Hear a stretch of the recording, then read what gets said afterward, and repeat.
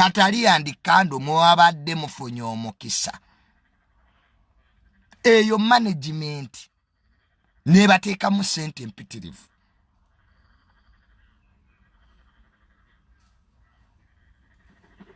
Bantu bangi batono nnyo abakyateeka ssente mu bayimbi. Ne Kataleya and Kandle mwali mufunye omukisa ati mwali mufunye one of the best managements. Nga babateekamu ssente nnyingi. Talent temuyina kiryawo. Nenga just mwali mufunye omukisa. Mu bulamu bw'ensi eno ekintu ekisinga obubi kwe kuba nti okola ensobi abantu ne batagamba. Kataleya and Kandle muli mukola nsobi. Muli mukuzanyira ku bulamu bwammwe. Mwafuna omukisa ne mufuna management etegerekeka. Wana abayimbi babonyeebonye. N'okufuna omuntu akussaamu ssente. Just kussaamu ssente ofulumya oluyimba. Weebaze Katonda. Nze wano nina abaana bangi bemmanyi balina talent. Naye nga babasaamu ssente baabula. Naye Kataleya and Kandle temulina talent wadde n'ekyo. Ne byemuyimba tetubitegeera. Naye Katonda yali abawadde omukisa. Nti mwafuna management. Nga first of all bazadde. Omuntu nakupangisiza ennyumba. Ng'engoye babagulira. Nga ne byemuyimba tebitegeerekeka. Naye ne babagumiikiriza. Kataleya and Kandle. Gy'ova toyombye gy'otera okudda. Nze sibalinaako buzibu.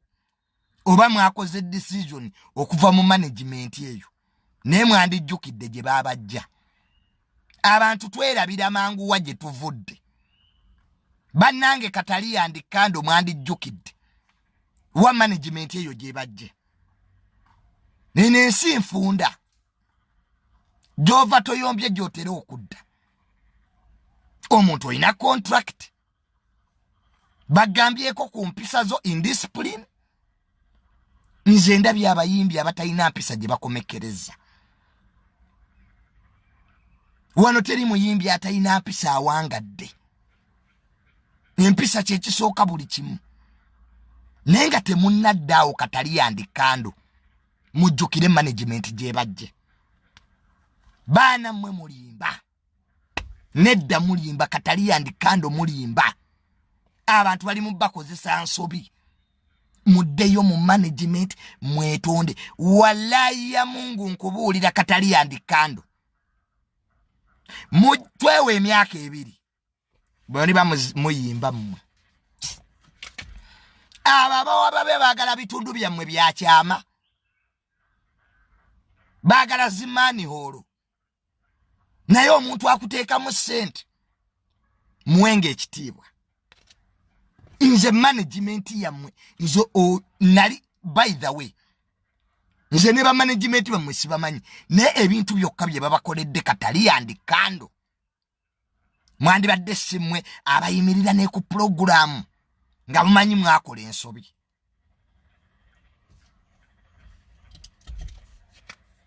Abantu banoonya ababasaamu ssente. Naye ofunye omukisa. Engoye bakuwa, buli kimu bakuwa, ne byoyimba tebikwatagana. Wana abaana babali abatunda zimaani olwo. Genda Shiba akubuulire gye yava.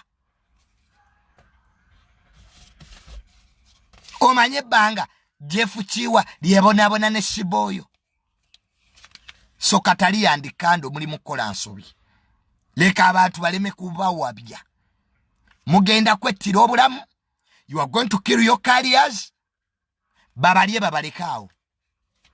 Music industry mugimanyi. Byakwerya na kulekaawo. Ne mubadde mulina management ezimu kuzisinga okuba nti their understanding. Negati Kataleya and Kandle mulina luyimba ki. N'omusajja n'abasaamu ssente. Nga babasasulira ennyumba. Emmotoka babawa. Naye empisa. Indiscipline. Bannange empisa ziremesezza abantu ebintu. Kataleya and Kandle. Wano mwakola ebintu byammwe. Oba yali Serena. ne mufukamira wansi mujjukire management gye bajje saagala mwerabire saagala mukole ensobi Kataleya and Kandle n'abaana we bali bawooma ne bajja kumala okukozesa abo bolooza ati bagenda kuyamba. I swear they're going to drop you. Banira babana bano ebazanyira mu mukisa nenga ababa wabya tebasobola na ba supporting wadde emyaka ebiri. So Kataleya and Kandle nze sibanenya naye mwandibadde mujjukira wajje muvudde ne mubaamu amagezi ne muddayo mu management ne muteesa ne management ne mubimalawo. Conflicts zibaawo kitegeera mwina contract conflicts zibeerawo naye omuntu akutaddemu essente ze osobola okwawukana naye bulungi kubanga mba mwina contract ya myaka 10 muddeyo muteese ne management kwa mwa bagisayininga mukole ebintu professionally. Yes, aba mirundi mwe abagisayininga contract eyo nite musobola kusiiwuuka mpisa bwe mutyo kati ani agenda batwala management ki ka ne music temuyina temuli balungi nti muoma nnyo leka abantu baleme kubapika.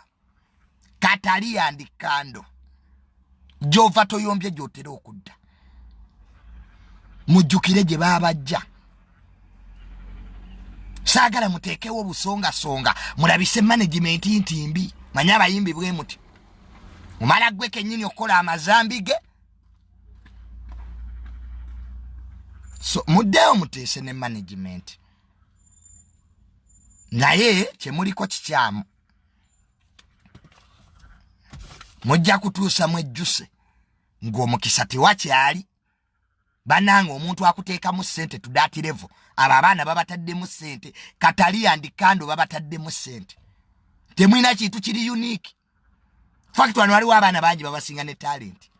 So tujjukire nnyo gye tuvudde tube n'empisa kubanga munnange nsi eno nfunda so ye advise yange saagala kubalemerako we muba mwina abo abawujji b'obunyama ababalimbalimba nti yawukana ne management yasobola okufunira ennyumba apartment oyawukane ne management yekugulira engoye z'oyambala oyawukane ne management. You guys by the Kataleya and Kandle you had one of the best managers. Mutambuleko mu management endala babaliye babasuulewo. So mube mune empisa toyonoona woolya kitegeera si kirungi kwonoona wookola ki woolya a word to a wise is enough.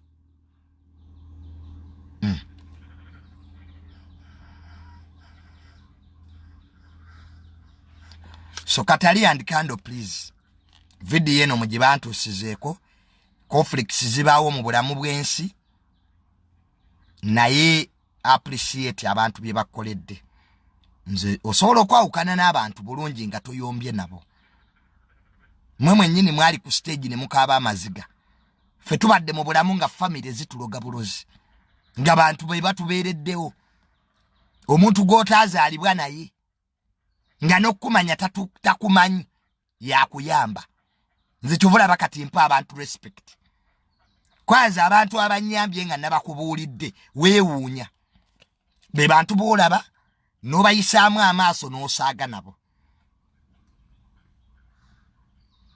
ffe tubaddewo wano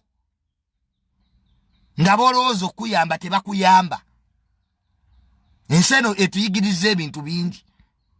So Kataleya and Kandle omuntu aba yakwata ssente ze ne mukkiriza mmwe mwennyini okusayininga endagaano eyo musobola era okuddayo ne muteesa naye. Ebyo bye mulimu ebyo ebyokulikinga information ewa case tebibayamba. Nze mbawa advice yange. Nze ndabye wana abayimbi abatalina mpisa gye bakomekereza. Teri management eyagala muyimbi atalina mpisa.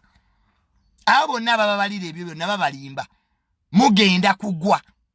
Kataleya ndi Kandle mugenda kugwa. Naka akanya ke mubadde muyinamu.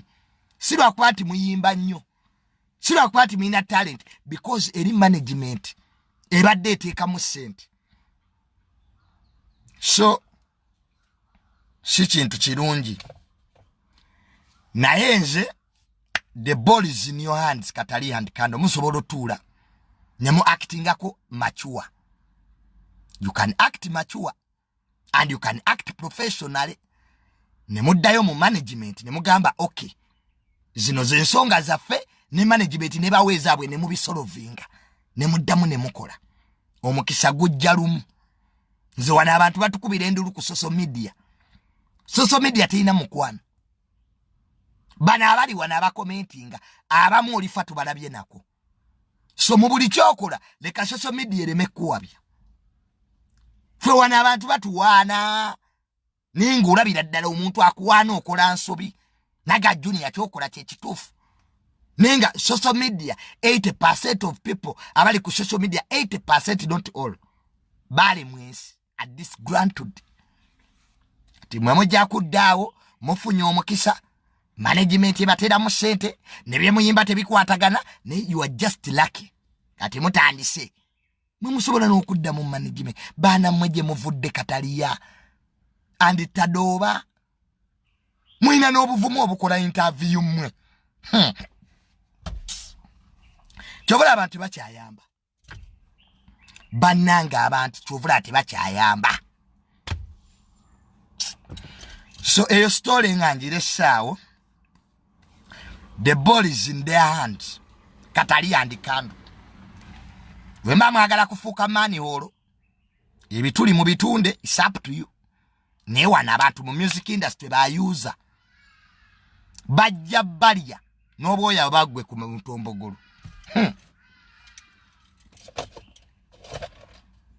Kirabika bituli bye bibawaga. Anye omwana nga the whole is now really something. Abatategeera bajja kulya.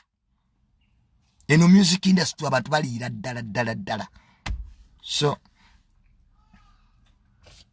bajja kumala kubalya naye nga mwandizeeyo eri management. Abo babawa amagezi babakozesa nsobi. Awo nga nvuddewo njagala kubeera aba TikToker abaho Frank yesimbyewo ku president bwa TikTok ng'ate nze vice we. Nze vice we.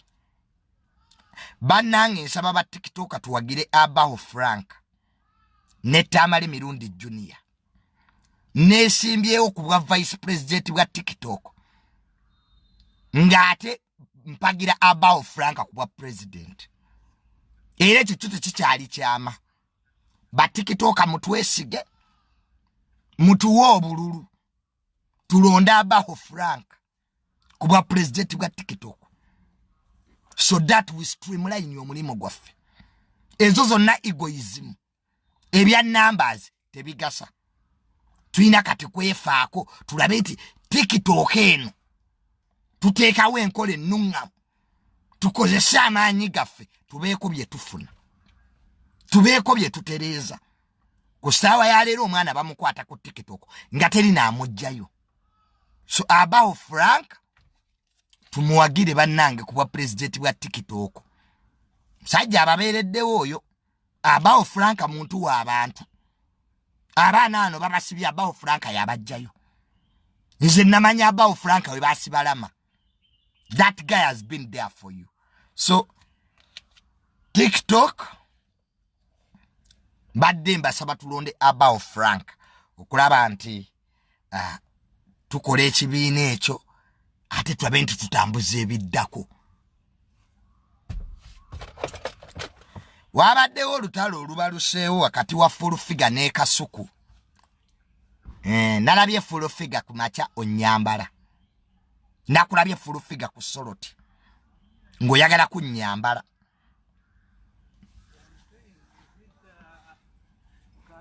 Mbusimanya tambulira mu fake life. Abantu talk and talk. Wama full figure aze ayogera bobi kuba Kasuku. Buli wafuna akazindalo ku Soroti. Kati ze nali manyi nti bateesa ne Kasuku beyiseemu eggaali. Nga full figure buli waba ku Soroti. Alumbagana talk and talk. Alumbagana jekinizi. Alumbagana sendi ne Kasuku. Mpaka wiki eno Kasuku yavuddeyo n'agamba is enough. Kasuku yabadde mukambwe. N'agamba you know what? Kimala. N'agamba full figure taddamu mwogerako. Kalimnaawo ka video Kasuku yakakoze. Ne kasaturating all over media. Bwe nalabenga Kasuku amaze okukola ka video nange nenvaayo ne nkakubaganyako ebirowoozo. Kwazi nabadde manyiti full figure ne Kasuku ba mikwano. Abantu abamu mutandika entalo zammwe ne mwagala muzituteekemu. Omala ovuma abantu ne bakugambako ate n'oyagala okwata abataliimu obagatemu. Full figure toteeka mu ntalo zo. Nze nawummula okulwana n'abantu. Nawummula. Era omuntu yenna alowooza ati ku app eno nkyayina obudde bwe. Nze entalo ze nasigaza za kwejja mu bwavu. Entalo ze nasigaza za kwejja mu bwavu. Nakoowa abantu. Tusaya mungate mbintu byammwe. Bwamba musazeewo okwevuma nga Kasuku agenda kuyimirira wano. Naawe oyimirire wano mwevume. Don't include me there. Mwina ogw'omuze. Nze nayogera ka video Kasuku ke yakola. And Kasuku was clear. N'agamba kimala. Kati tonga tamu. Kwa ekisooka ebibayombya sibimanyi. Nze wano mba nina entalo zange z'ennwana sigattamu basaalumanya ne bannaalumanya. Eyo nkola y'abanafu. Njagala oddemu Kasuku. Nga bwe yakugambye. Twagala omuddemu. Kwa bulijjo gwa musosonkereza. Era Kasuku was clear. Naga kimala is enough. Onjogeddeko nnyo. Kati nze nzigiramuwa.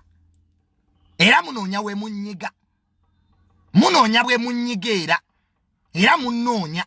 Manya omuntu abeerawo ng'anoonya wakunyiga. Nze simanyi lwaki abantu ku social media bwe mutateeka mu linnya lyange video zammwe tezitambula.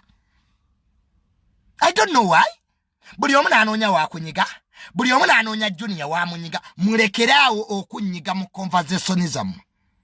Nze ndi mulalamu. Era banoonya we bakunyiga. Bamala beefuule ba victim. Nze mukulu wange hamu yambuulirira. Naddamu empisa. Nze Junior naddamu wamma ku mpisa. Saagala kunnyigamu. Bwe mba musazeewo kulwana. Mwabamanyi ebibakola ki.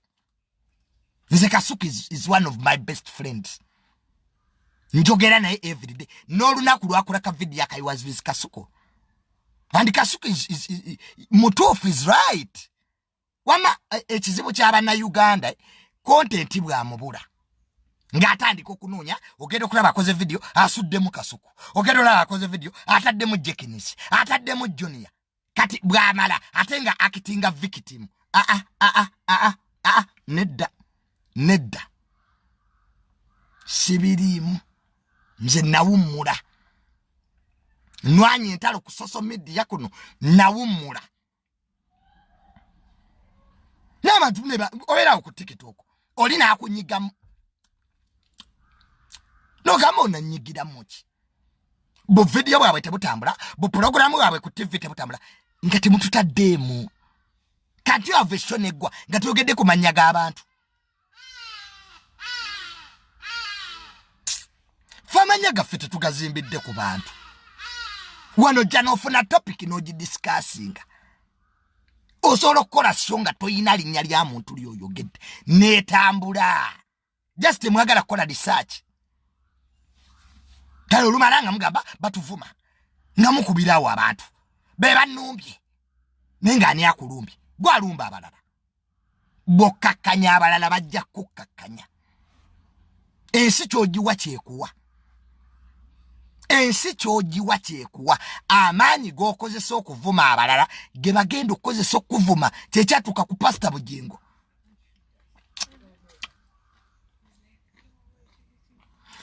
Action and reaction are equal but opposite. Mu physics we bagamba action and reaction are equal but opposite. Bw'ovuma abantu ojja kufuna bivumo. Kyosiga kyokungula. Social media terimba. Bw'osiga obukyayi ofuna bukyayi. Kitutandika kale ate munange don't include me. Nze ndi America. Bwe nzija mu lutalo nze ndi mubi nnyo. Twasikyagala lwana n'abantu. Kwa nze ndi America. Nze nkubira ddala. Alize sigambwako. Nze abangambako batono. Nze okutandikako olutalo kyangu. Naye okulumala ojja buguma amatako nkulayirira. Ojja kubuguma amatako. Bane gajja kubuguma. Nze nga nakutulidde obulungi nze gakubuguma. Tobula nze naku zino oninnyako n'ogenda nze naddamu empisa. Ndi mu byange ndi mirembe gyange. Nwanyi entalo ku social media nkooyi. Saagala bantu kungatta mu nonsense waabwe. Gwe vuma abantu byemalire. Omala ovuma abantu ate oteekamu abatabiriimu otugattire muwamu. Nedda mukwano. Nedda. Nje sina fake life gye ndivinga. Nze amuwumu ayamu. Nze nava ku bantu abati mwagaliza. Musiba mutusombera mindi muli malogo. Mutusombera mindi. Mutulogera ku byaffe. Waliwo livinga fake life afana nanze. Ene moroka jenvu bwa ya nyoko. Nyoko ya jimpola. By the way. Wano nalisi nazimba nga mwalite mumparana. Anga mwalite mumparana nga sinna zimba. Bisekera yengeza biringa nchima. Mujikache wa muti mwinayo bantu musobola kumanyira. Boba tulina byakola genda ogire ku nyoko n'ekitaawo nga beekola. Ofune byokola. Saagala muntu angatta mu ntalo ze. Boba tulina byakola kwata nyoko n'ekitaawo genda okole live nga bali mu buliri. Nze n'ensi sikyajeeguya yenneeguya. Nze seeguya nsesi yenneeguya. Nze natuuka ku level nenva ku bantu and I live my life. Nzimbye ennyumba zange ntaddewo poloti zange ng'ojja manyira nazibba wammwe. Nyoko eyazimpola. Mujja ne mutumanyira ne mwagala mutusse wansi ne mutugulako entalo ze mutajja kumala. Nze numba naye nkulayirira. Mujja kufuna wootuula gakubugume. Ate gajja kubuguma. Kale ze Junior nankola ki? Mbona ndopa ku police. Walonda byeko ku police. Nze ebyo byonna bye mutiisa abantu. Byonna ndabiyita mudda. Nze maze emyaka 5 ku social media. Kati ogenda kundopa wani. Mbu Junior yanvumye era kye basooka okubuuza wamukoze eki. Nze byange bibaamu looya.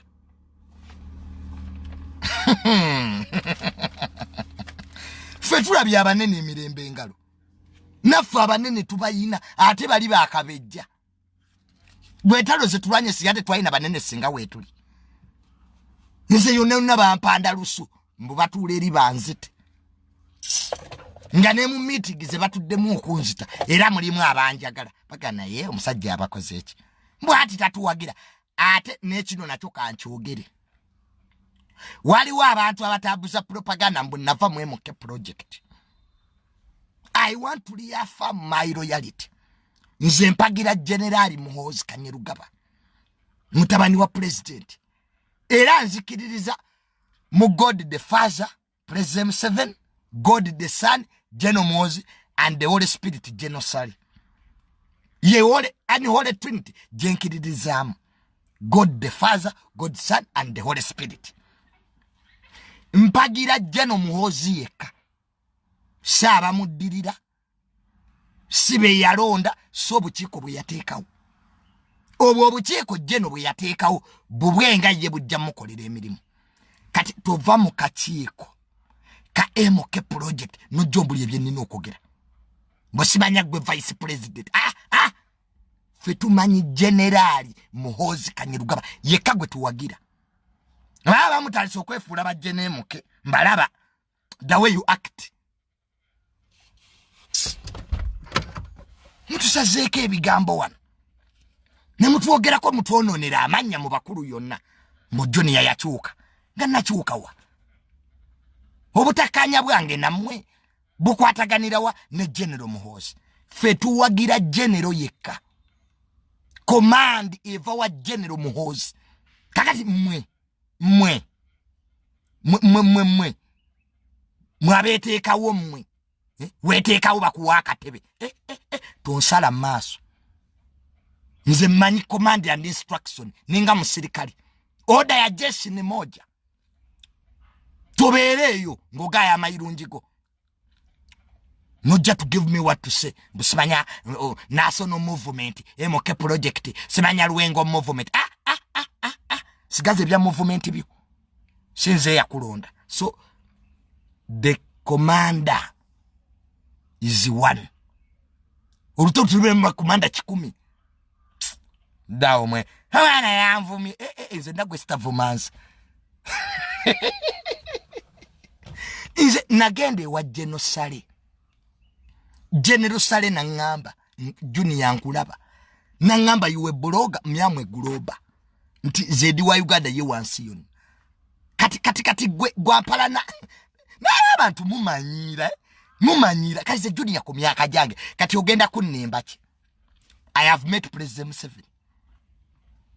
me I've met General Sale more than 4 times ndabye General Muhoozi kati ogenda kunnemba ki government eddawa I know where this government is going manyi byonna gye binaggwera don't lecture me please with your stupid understanding manyaba muli mu MK project mina bye munoonya you are looking for your own personal benefits sibuli ateka ke shati ya General Muhoozi mbayagala general munoonya bifo do you want to lecture us mwetu alambo muli ba kitalo mwe banye batayogerwako bagambe bogerako bongofa sirayali ki gwe nze ndi mulalamu nze singa gomanyi gwe benkolera wandi baddo sirika n'okusirika gwe nene toyina byonnimba kaize kyafukamirira mmwe nze yonna nafukamira wetaaga okufukamira nze wala basajja buyinza n'okuleeta n'entyamu Captain Mike Mukula nze natule wa Captain Mike Mukula for 2 days ngulu nyenda kulaba General Sali for 2 days era wano waba to be respect the first person is Captain Mike Mukula nateeka mu motoka ye yateeka in his car tujombulira bano Garcia bali out the masqueraders opportunistics eggwanga lino ekirise abantu mutya nnyo ebyekisiru we are all Ugandans fenna tuli bana Uganda enensi yaffe fenna President 7 we yawamba enensi nagiwa abantu that's why people talk here anyway mugendo sirisa one nze saa kumanyira era ekyo mukimanyi saa lugezigezi nze mpagira MK mpagira General Muhoozi akwata obuyinza. Yes, what song is that? He's the son of a president. Kati tuwalane Jesus Christ because mwana wa Katonda. So me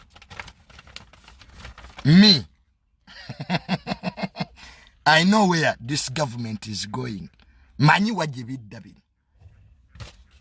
Bamukyaloza nze njagala okuntwala simanye ekyankwanze bwa ideology. Ideology eriwa wano. Abantu bali mu kubba ssente mwoza ideology. Agabbe eza nadizi tegayina ideology. Tufe bintu by'ekisirusiru ebyokwebuzabuza. People want money. Tunayimba ideology tuli ideology. Nze oyinza okudaba ekyankwanze eyo mbasiru mbu simanya ideology. We want money. Twagala ssente. We want money. Money. Sabi ntwano bya. So kyatwala mu ebyo. Nze nabera mu ebyo bi conference ne mubeeraawo. The last conference I attended yali eno ko yisedi kota. Ne mutulo omwo ne mukola muchaka. We want money. Twagala ssente. Bye twagala okuwulira. Bweyimba ideology zo. Myaka ana tuli mu ideology. Give people money. Kwata ba TikTok kola wo sako ba wesete baye bakola ebirala. Moza abaana babavuma. Abaana bayina ebizibu. Ministry ya ICT ekolaje. Sigasete za social media weziri. Ne wano okuba mu kitongole kya government kikwe information tebagala kuogera. Government ine ekizibu ebitongole byayo tebyagala kuogera. People don't want to talk. There's an information vacuum. Oluvao nga mune ya social media. No. Give, accept. Singabo ba YouTuber mukwatagana nabo. Okuogerera government projects. Ne obunyomi bali mitwe mumanyira munyoma. The YouTubers are here to stay. TikTokers are here to stay. So government yekwatagane nabo. Bogerere projects za government simple strategies ziri balyandie. Oluvao you blame social media.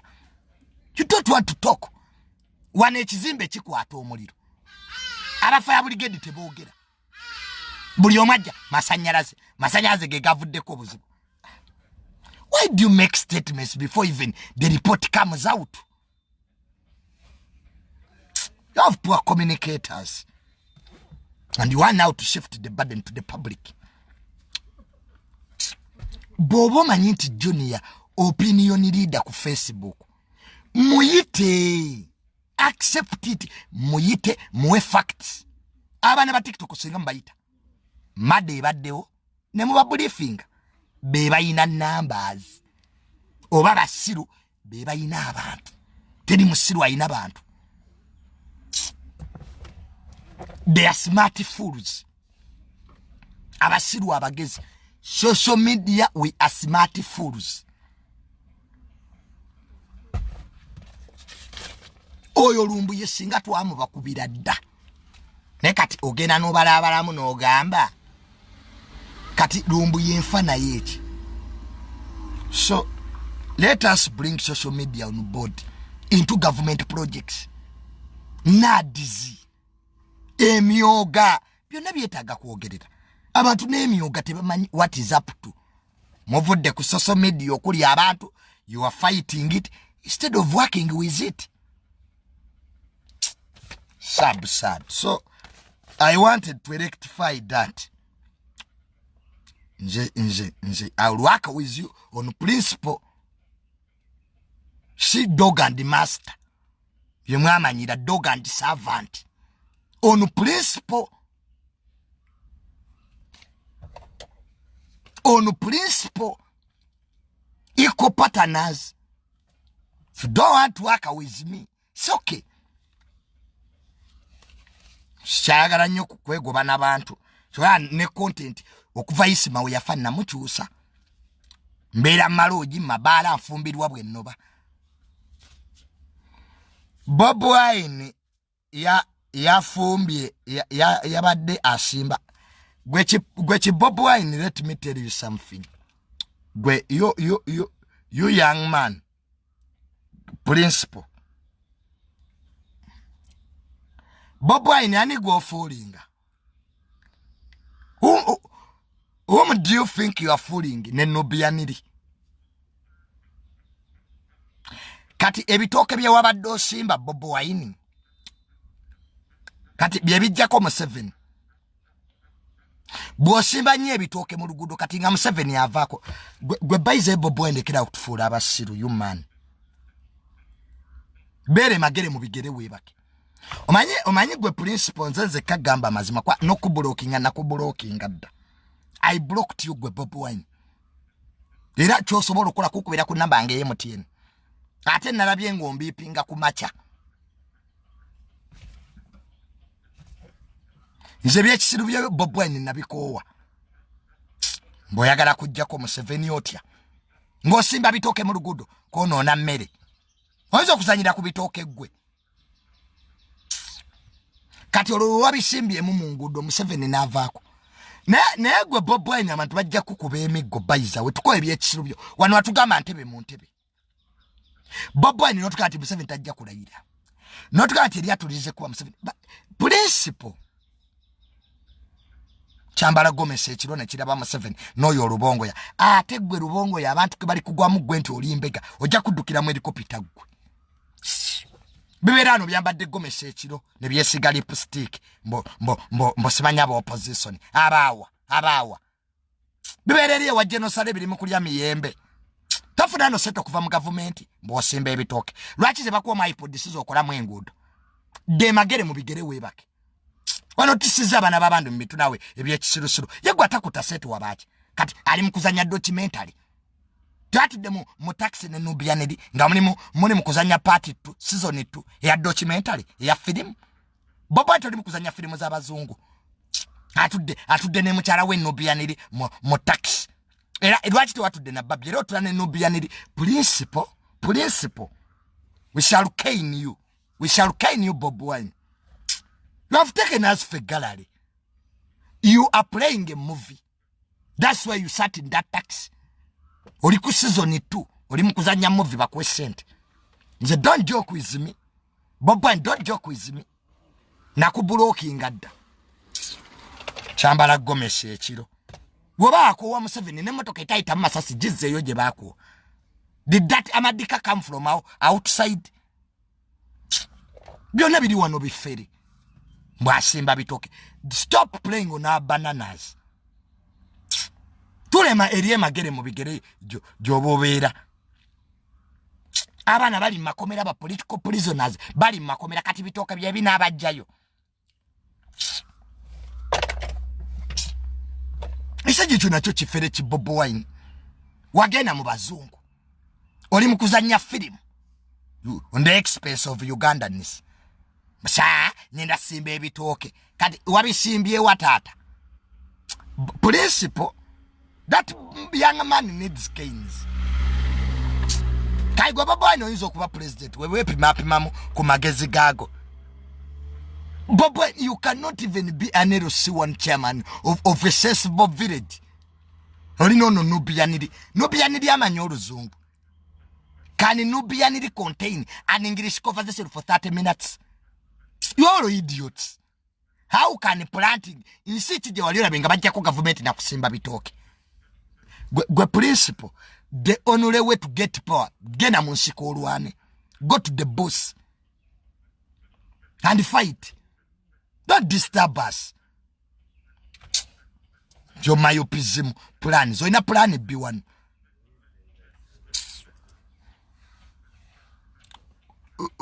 State house to manage.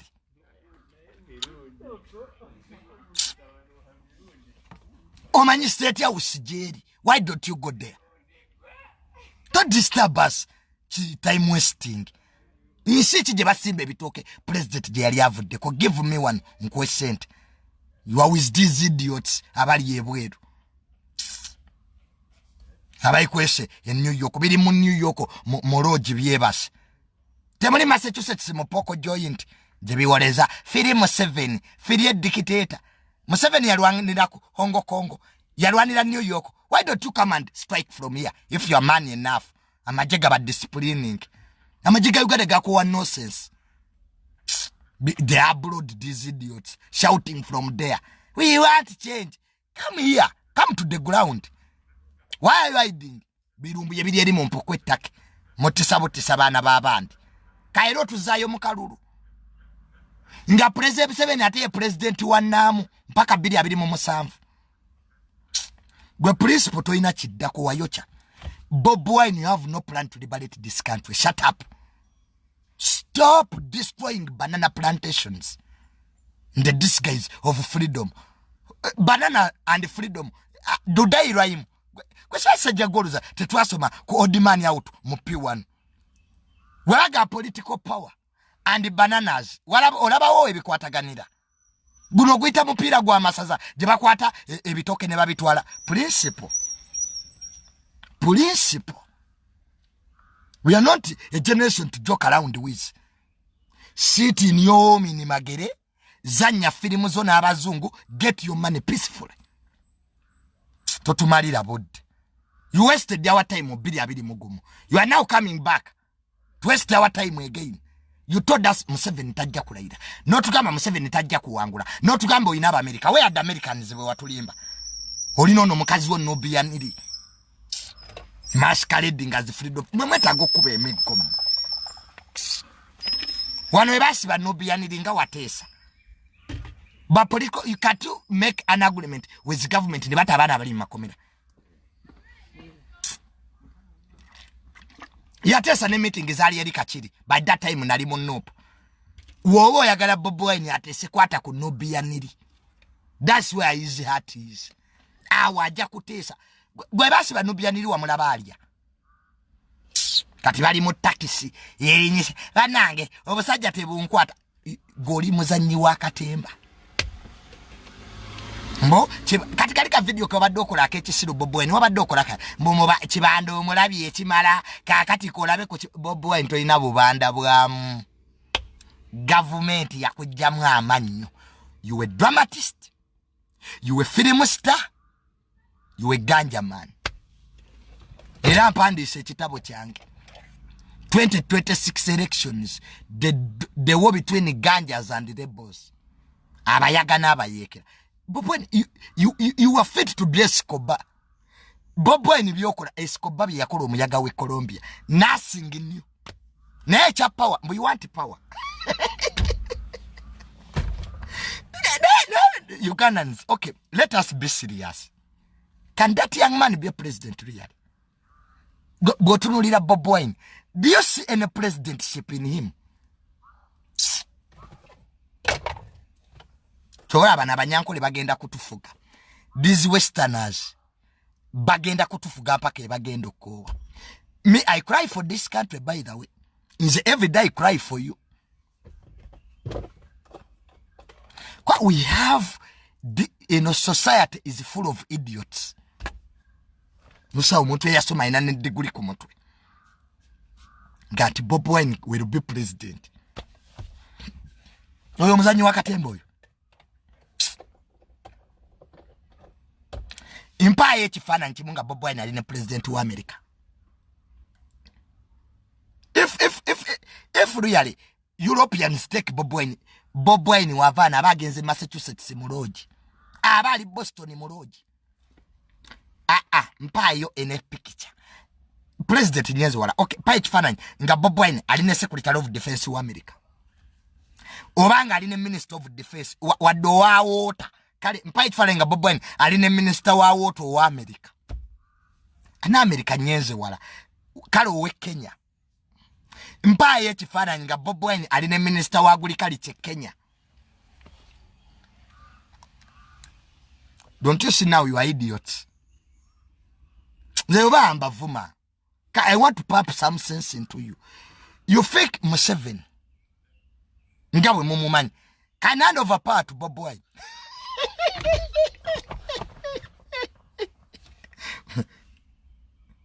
Huh? Jeno Museveni. Tiaja kuyimirire kololo abawo obuyinza. Let me tell you, Bob Wine will never be president of this country. The faster you put it in your head, the better. The history of countries give us presidents. Ebyafayo byamawanga byebituwa ani afuge gwanga. The history of countries. President 7 yali kwa Alujazira ne bamugamba nti naye owayo ddi obuyinza yagamba the what gives us the who era temwakitegeera dayola be interview ya President 7 ngali kwa Alujazira yagamba the what gives us the who what needs to be done gives us who will do it achitegede kubira ko mukanya ngaleza amani anyaba siru mweyongedde you can abuse me, these are facts. Chovola banga Kenya tefugibwanga ko jeno. Kenya has never had a military president. South Africa tefugibwanga ko munamaje because you must read the history of South Africa. Smaya Montegera. Burundi yakabane 10 Burundi yense singa ku chovula balira gifuga general bamita general Daishimirwe. Rwanda efugibwa General Kagame because of the genocide. The history of countries gives us presidents. Chovula ba Israeli tosobola kubanga oli prime minister wa Israeli nga toina security background. Because ebirumi ya Israeli simazi terrorism. Kati Uganda ebizibu byeyina sipamba. It's not cotton. Uganda ebizibu ebijiruma simmere security problems. Kati ekonge mundu enyoka. South Africa ekube mu 23 because era temumanyi muli mukulyambizi. The war in Congo has started. Sadaka South Africa yayungula damage gakube mu 23 ati muli Kampala muli yambizi. We were also informed. Toba Museveni agenda kutufuga ebyaddala ye wa kutufuga mwe mubere mu maloji siba muli musipa tomanyi na bifako mulirwane Congo nti emundu enyoka South Africa be mu 23 narabye lolomodo wange His Excellency Kagame yayogedde na we shall not His Excellency Kagame we shall not allow anybody to play with the security of Rwanda. Nashekanamu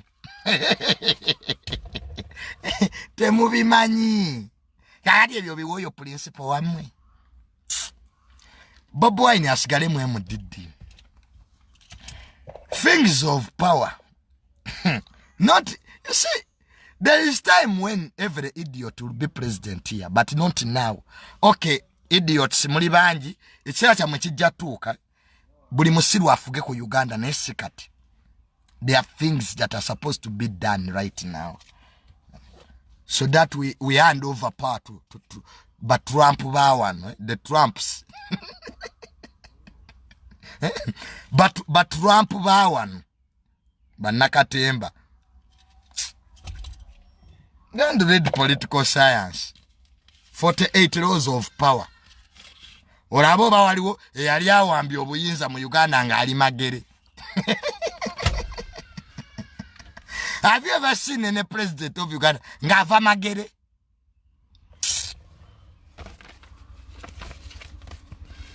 So young people, don't be deceived. Temugenda okwekalakasa. Mbakubira omulanga. Do not be tempted. Ogende ku street. They will crush you. Anye twali mu bululu wano. We used to tell idiots, please, don't do this. They are dead. Bafa. Jagenda wegezi was. Olukiiko lwa Namu lugenda maaso. Ojembo osimba bitooke. Bali ba Bobi Wine bafere. Chovola ba Lubongo yate bamukwatanga. Lubongo yasobera kuseteze enaale mu nganze. Era nawulira yumbu nawe yagala kubanga junior. You want to be like me. Zeda babana ku TikTok munaya yagala ayogere byenjogera mukama wange. gajja kubuguma nga drone yekukimye fo tulaba naye tuyinza okuba tulina gye tulipotinga nga naye akasajja ako nga nina nze junior bwonnumba nvaayo buvi n'olaba abajjayo enjala so kati gojja kudde mbu olina budda tumanye abanaku mumanyira oli makindi omaze okuwuta embizi olidde enkwacho munaawe ojje ku live mukopere don't be like me nze byenjogera nina lwaki mbyogera era biina ababiraba naga omwana ono obuvumu abujjawa where does he get the guts wagati ekiyunula ennyana kiva mabeere nze junior sitegeerekeka nja kutegeera nti General Muhoozi yadda ku bukulembeze so bwetyo Pastor Bujingo Pastor kankuleke ne Pastor ekyakutubozesa mpo kanale ya nnyoko wabadde ofaaki omusumba Pastor Bujingo kankuleke naye nga bambi tukuwagira nnyo amasasi go twagalaba wawona yawe tulina buzibu naawe ate ajja kubavuma kwa Pastor Bujingo buloga awo kuva bodda yolya yababuziza kanale ya nnyoko mbwa amasasi nga tankana bagakube nnyoko gatankane Pastor nze nakujiddeko enkoofira neŋŋamba yoyo Bujingo desini ya buloga Pastor tulina ekibiina bakiyita Bloggers Association jangu weewandiise Pastor ku mupepe so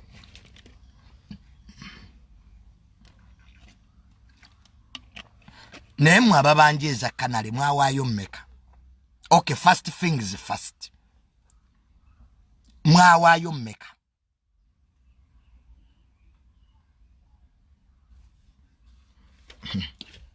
ani abanauganda mufuukira abantu ebizibu kati Pastor yakawona amasasi namwe mwagalaba bwe yagwa wansi w'emmotoka kati lwaki mumumalako emirembe omusajja yakalumbibwa bamadalazi abanauganda muyina ettima omusajja nalumbibwa bamadalazi n'okubagoba n'abagoba mumusaba ssente kati wama Pastor tulizimba olulala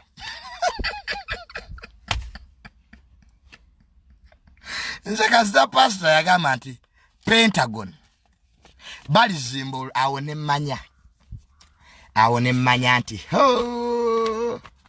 Pastor wakubambalira era nze Pastor nkuwagira bambalire balina nnyo akamanyiro mbo Pentagon eriwa ate ne Pentagon tugizimba bazimbire hexagon Pastor ne plani ya Pentagon yajijeo kabazimbire saako nze Pastor mumanyi simwangu so Pastor Bujingo tuli basanyufu nti after wakomawo ku kituuti n'oweereza eggwanga bavume ate bavumire ne mu byawandiikibwa oba ani yabiwandiika simanyi naye nga bo bamadalazi omusumba baali bamusse yasimatuka baaba ketumusabire ayi mwagala nnyo Pastor mukwano gwange nnyo Pastor Buju yampe $2,000,000 ku graduation ne bannangira ezo bannangira $2,000,000 mwezo gazeri yali eza Pentagon $1,000,000 zonna zirya amazima gogerwe Pastor $2,000,000 nazirya naye ebyokunangira byo byali byetaagisa banne atamanya ati nalya ssente mwezo gazeri zazimba ennyumba yange wange akatono kazira mu liiso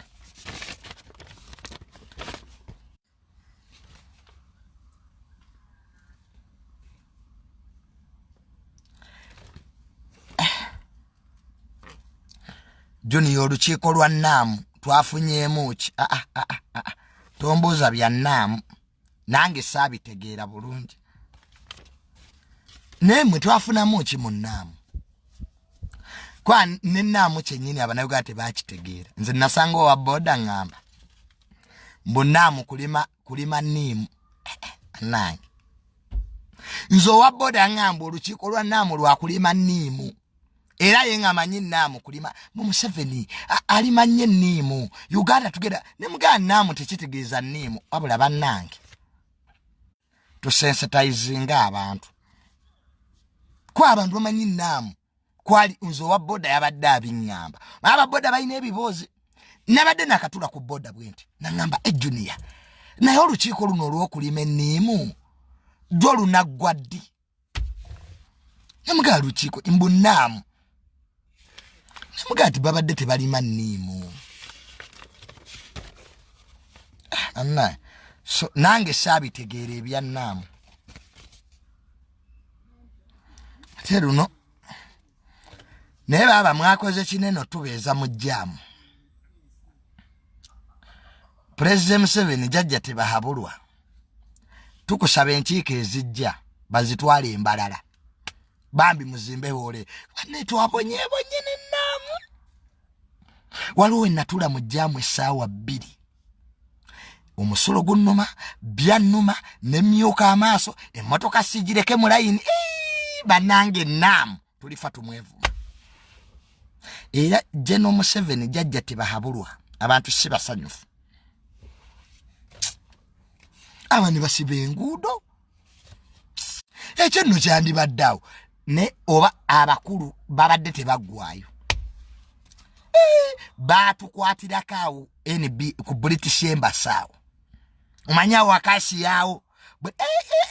Nga wali abeesefusi bakambwe. Kati ng'abakulu we bayitawo ne bamala okuyitawo n'oyagala ogende. Nga abeesefusi bakutabukira. Mbw'ate olina okulinda babulireyo. Banne tubonyeebonye n'ennaamu. Bannange tubonyeebonye n'ennaamu. Banne temumanyi muntu wa wansi wabadde abonaabona. Naye nebaza aba traffic. Bannange aba traffic mbeebaza. Abasajja abo nga bakoze. Omusajja n'ayimirira mu musana n'omulaba bambi ng'omusana gumwokya. Aba poliisi abali mu poliisi baana baffe baganda baffe. Banne respecting aba poliisi. Abasajja abo bakola. Aba poliisi yonna gye muli. Big up my brothers. Abasajja nga bayimiridde mu musana abo. N'omusanga nga yenna bambi ennyonta emuluma. Waliwo ekifaananyi ekyabadde kisatulatinga ng'owa traffic agenda kulapisiga. Bannange tu government. Banne tufe kuba traffic. At least mbagulire ye boxes z'amazzi. Abasajja abo yenna nagu kati ate mwine ebyambalo biri bibano bawadde ebya white. Mwali okane mubibajjako. Banne ebiri ebyambalo bya batufiki nga baguba muno mu mbalakaso. Afande najjo kuyimiriza nga ine akabina ka bannaye mwebale kubizzayo ne mbawo ebya brown. Nze nina omukazi yannyimiriza afande nga atufiki nga aine bere song of bweriti. Nankuba omukono ne mugamba afande ebere lyali tto. Mayinza abakazi njagala nnyo bannyimiriza abo bafanda aba police. Baba n'ebizibu. Ate bawooma. Kati nanga Junior how are you? Nimugamba madamu amufine. Yali kulanka kayinja amufine consent amufine. Muwaddawe namba yangu mayinto do bafu sente ne embassy dikita ku mobile money mfune namba zabo. Kamadamu kali katonga kayine tutubwe kati. Kati bine ebyambalo bya white byali babawa. Kati ngebere liyise mu bweriti. Ajja okutunulira permit yange jukira ali yesigamye motoka. Ebere ne liyitiramu ddala. Ne mugamba afando manche tugenda okukola onyuka sawa mmeka. Nangamba Junior my leave end zikusawe emo then I take the gun isibanyawo nekola briefing kale nga amala 2 kitundu. Na mulinda wo ku police ye Kawempe. Nira kati mukwano gwange. So bafande mwenna abali ye abagala ba civilian. Ngoli musirikale mukyala. Ningo yagala ba civilian big up nkutumiddeko nnyo obuvumu ate naawe ngoli eyo ngoli mwami naye ngoli afande webale obuvumu obwo that college ne stani yakwewunya that college ngoli civilian toyina kyoli naye nga goli abafande bokka webale olunaku lwe banakwata ne police naku zino yatabuka bajja kugulako yogo guba musango ki aba police abali kuno okukwata ng'oli kwa afande guba musango ki bakugulako ki civil disobedience amanyi police temubulwa misango ha musango kyogo prison oba wambye government nenga aba police mbagala nnyo yonna gye muli mwebale kuweereza ggwanga embeera gye mulimu yo si nnungi naye mugume mugume ezo service jobs those are service jobs mugume sako yammwe bagibaddiza nve mu bya police so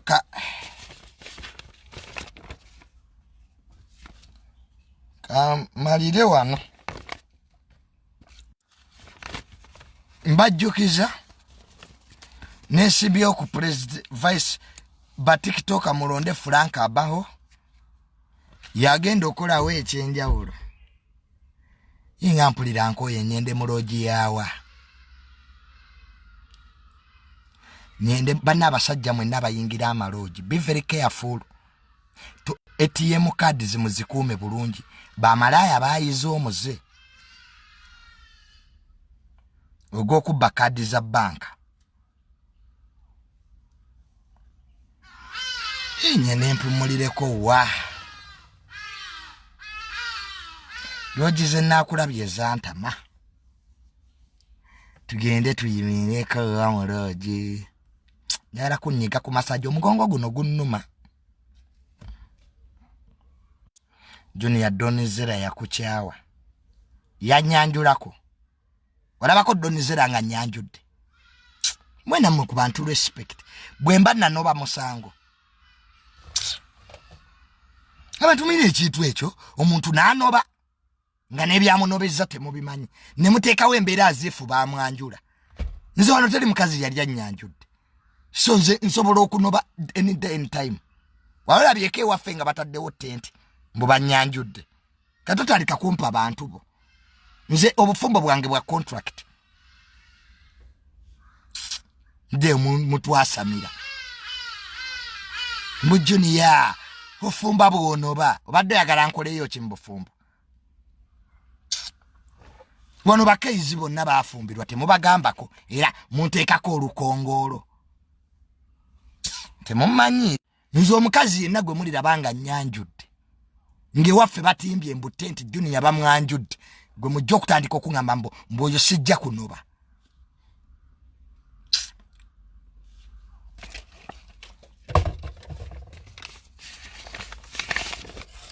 mwobwammwe buliwa namwe era muli bufumbo bwalema amaya mugenda nti obufumbo bwatulema gw'obubwo buliwa you are even worse than us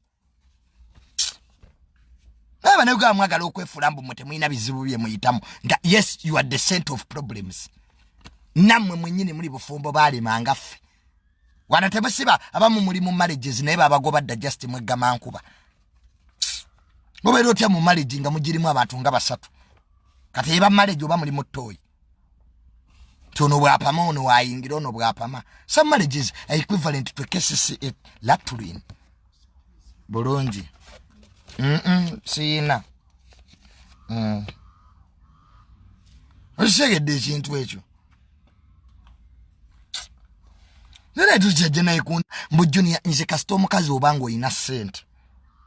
If you have money, nze tegera olwimi lumu sente. Gweddeyo obeeraawo bonjagala musajja mugagga. Goina sente munsosa bakyota ina. Mu abakazi abaliyo nga tonnanoonya musajja mugagga gwezizo ziriwa. Ofaanana bubi, owunya bubi, mbu I want a successful man ng'onaamugjawa. Oyinza ogenda mu dduuka nga tolina sente. Mu nsi tofuna ky'otayina. Before you look for a man ayina sente, gwezizo ziriwa.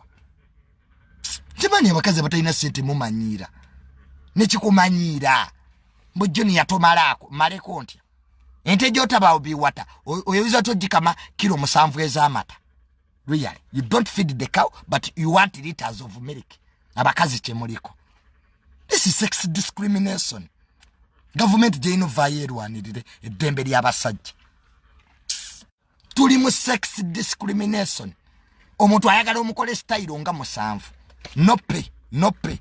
Mbuyaka amingi simanya aina amazzi I have water. Gwe.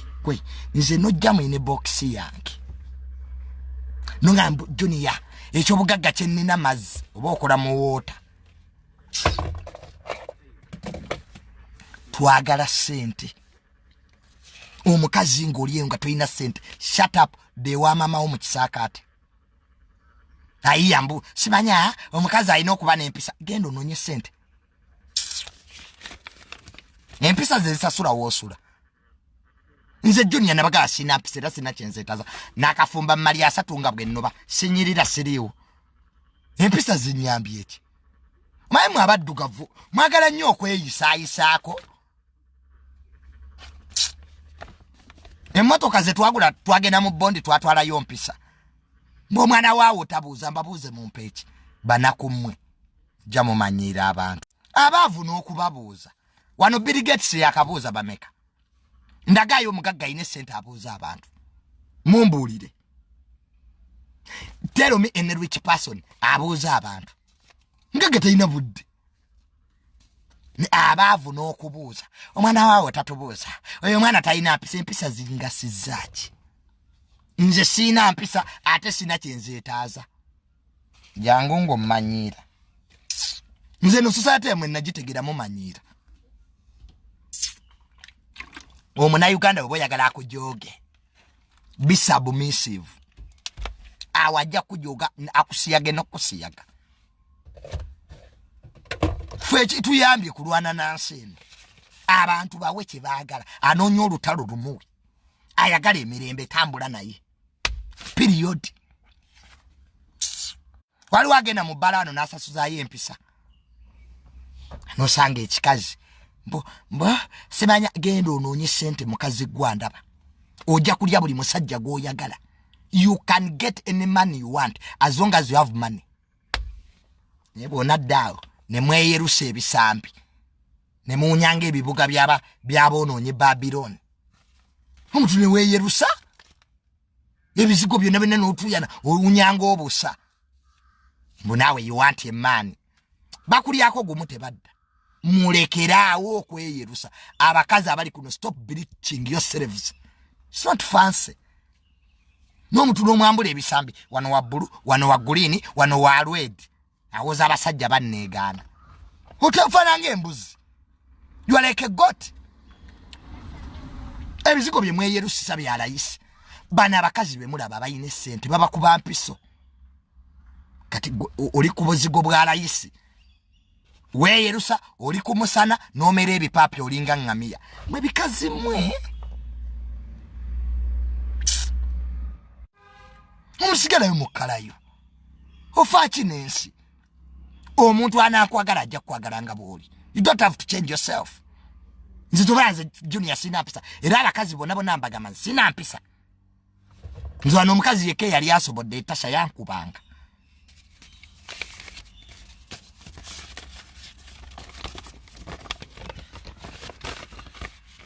Mbu junior bana empisa zinyambe ki? Abazina ngamba singa obugagga. Bwe zibe empisa zesse tegenda mbaka bakwese. Anything that doesn't add value on your table is completely useless. Ekintu ekitongera mmere ku sowaani yo kyesonyiwe tekirina makulu kati ze empisa. The way you treat me is the way I treat you.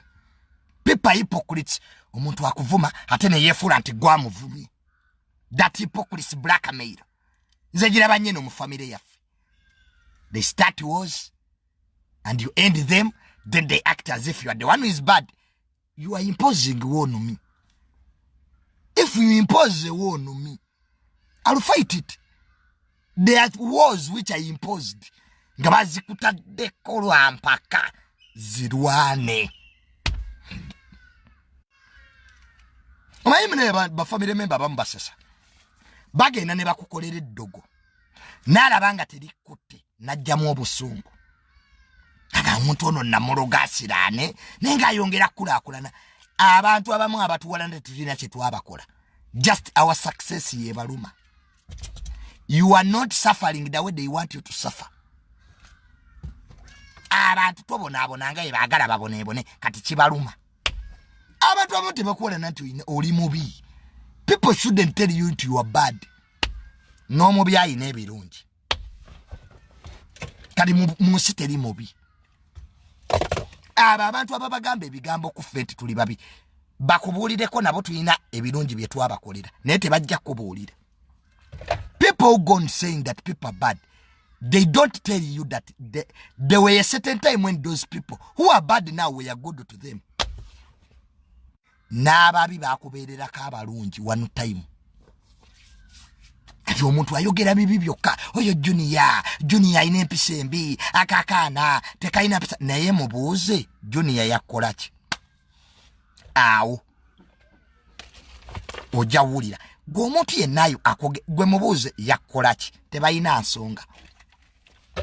Mamotoka, mayumba, mataka giga baluma. Niba mere fitina.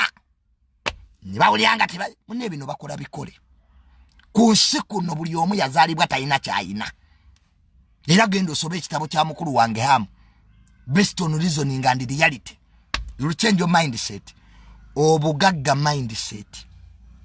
Buva mu bwongo. Monsi tosobola funa sente z'otaalo otako. Kyovula mu bulamu wano waliwo ayina 5 n'akoma okukola. Waliwo afuna miliyoni neyeeyongerayo okukola. Waliwo afuna akawumbi ng'akeera kukola. Kati gwe kisinziira ki ky'oyagala? Obulamu bwo bwa sente zikomawa. Waliwo abantu bano bayina biliyoni naye bakeera kukola. N'osanga olinga ayina emitwalo 5 ali mu baamalaya yeebase. Mbuyo obulamu butambula nga we yabubala. Tuyembizeeyo. So gwe obulamu bwo bukomawa. What is your target? Olwaleero sijja kusukkawo.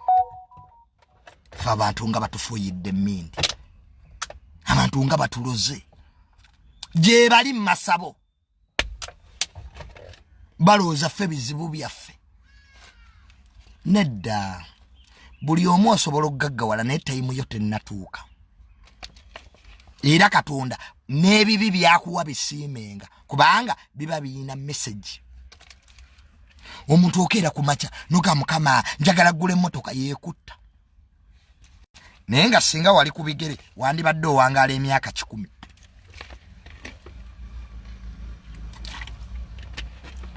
Wano omuntu akeera ku makya noga Mukama nsaba ngule emmotoka. Myaka 2 ngomaze gigula n'ofiira wali ku Nozan. Nenga singa wali ku boda yo wandibadde na bingi nnyo bino byeweekolera. So si buli kirungi nti kiba kirungi. Ate si buli kibi nti kiba kibi. Just message gy'oba olemeddwa okufuna. Katonda tajja kuwa birungi. N'ebibi byakuwa bibaako obubonero. Why? Wano bw'osoma Bayibuli Abayisirayiri Katonda yabaleeteranga droughts. Beekubenga mitima. Benenye. Nga bakifudde for granted that God will always be there. So tutegeere nnyo ate tusiime nnyo. Bannange musiime. Ekireetedde eggwanga lino obuzibu abantu temusiima. Kale sijja kusukka wano okujjukizaako Kebbi Properties be bagula ettaka n'amayumba bakubireko ne Betwina. Zanji Properties, Palo Tours and Travel basangibwawo ku Lubaga Road. Genda bakulambuze. Zenji Palo Tours and Travel bali awo ku Lubaga Road opposite ne Red Cross. Abaana abo balambuza ate ku sente entono. Nze Tekinokulat Junior Mugisha tuzasinkana olulala. Akwagaliza byonjagaliza.